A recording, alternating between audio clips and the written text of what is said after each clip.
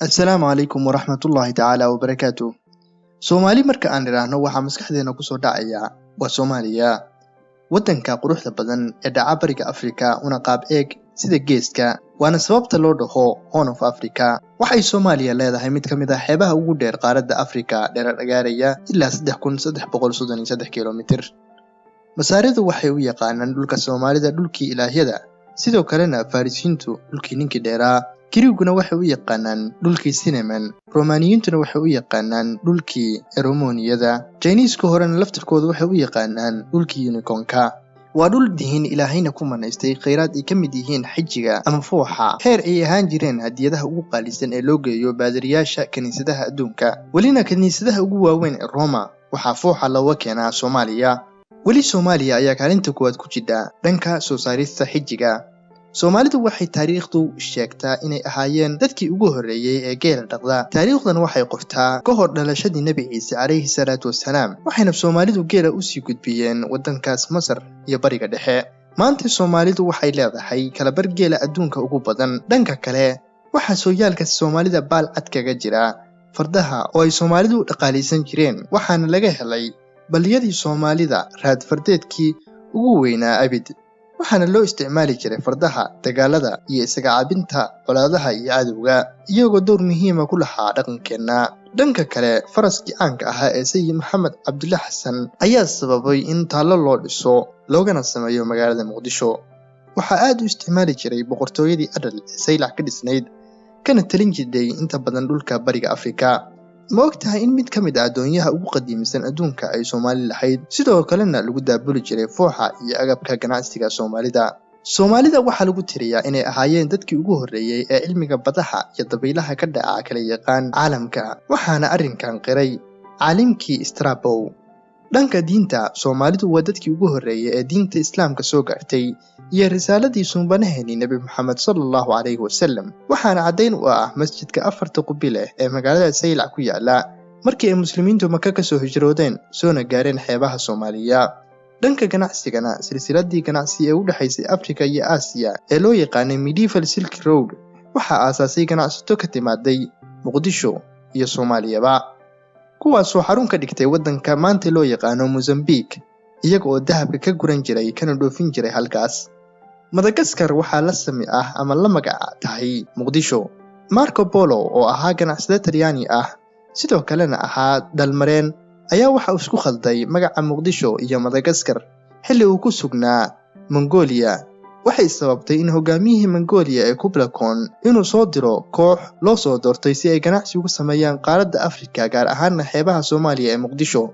Balse shaki laga qabay ayaa sababay in la xiro, maadaama looga shakiyay inay jaajuusin yihiin. Kublai Khan-kii Mongoliana waxa uu soo diray koox kale, iyagiina waa la xiray.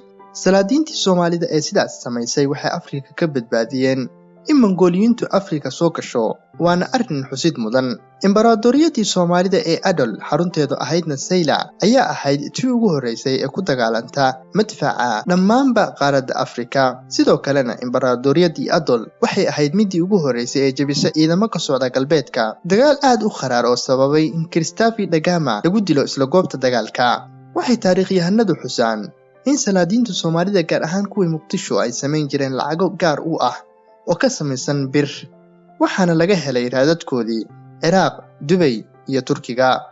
1580yadii ciidamo Soomaaliyeed ayaa waxay la midoobeen ciidamo Turki ah ee ka socotay imbaradoriyadii Ismaaniyiinta, iyagoo duulaan ku qaaday ciidamo Boortaqiis ah oo degan bariga Afrika, gaar ahaan dhulka Swahiliga, waa dhulka hadda loo yaqaano Kenya.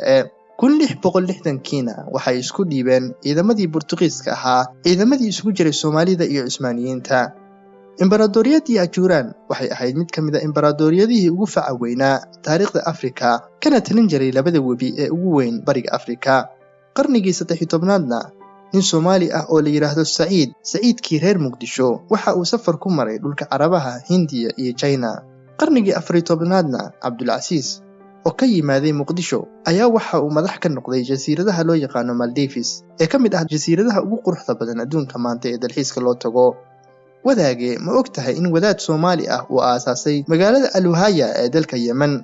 Waa qarnigii 15aad. Sidoo kalena Sri Lanka, magaaladii ugu horreysay ee qaab magaalo ahaan loo dego, waxaa aasaasay wadaad Soomaali ah magaaladana waxaa la dhahaa Berwala. Ma ogtahay daawade in bunka ama kafeega maanta adduunka laga isticmaalo ay dhoofisay adduunkan u soo bandhigtay ganacsato Soomaali ah kana dhoofiyeen magaalada xeebta ee Berbera una dhoofiyeen Yemen kadibna u sii dhoofiyeen adduunka daafihiisa gaar ahaan Yurub. Ganacsatada Soomaalidu waxay sidoo kale boqortooyadii China u geeyeen geriga heer maantay luqadda Chinese-ka loo yaqaano geriga waxayna u sii gudbiyeen Korea iyo Japan. Riwaaq Al-Jabarthi iyo Riwaaq Al-Jayla'i waxay ahaayeen khubaro ama aqoon-yahano Soomaali ah waxayna soo saareen aqoon-yahano Masaari, Moroccan iyo Cusmaaniyiinba ah. Al-Jabarthi oo ahaa aqoon-yahan Soomaaliyeed sidoo kalena ahaa qoraa ayaa waxa uu diiwaan geliyay duulaankii Naboleonta ay ku soo qaadeen Masar.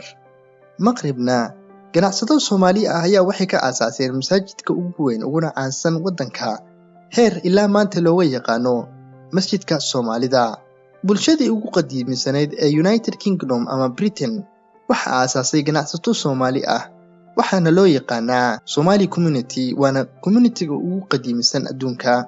Ali Yusuf Kennedy waxa uu samaystay saldanad xarunteedu tahay Hobyo sidoo kalena hogaamiyihii daraawiishta waa Sayid Maxamed Cabdulla Xasan iyo ciidankiisuba waxaa taariikhda u gashay inay loolankii ugu dheeraa la galeen gumayste waa Britain xilligii dagaalkii koowaad ee adduunka oo ugu awood badnaa waxayna gaareen heer ay diyaarado ku duqeeyaan. Urashadii dawladda Soomaaliyeedna waxay noqotay waddanka kaliya ee Afrika dadkeedu wadubada u aasaan dawladnimadooda iyagoo ay ku midoobeen waqooyiga iyo koonfurtu. La soco qaybta xigta iyo toddobaadka dambe ee barnaamijkeena taariikhda dahsoon ee Soomaalida. Fadlan ha ilmaamin inaad subscribe tiraahdo sidoo kalena like saaro muuqaalka. Mahadsanidin.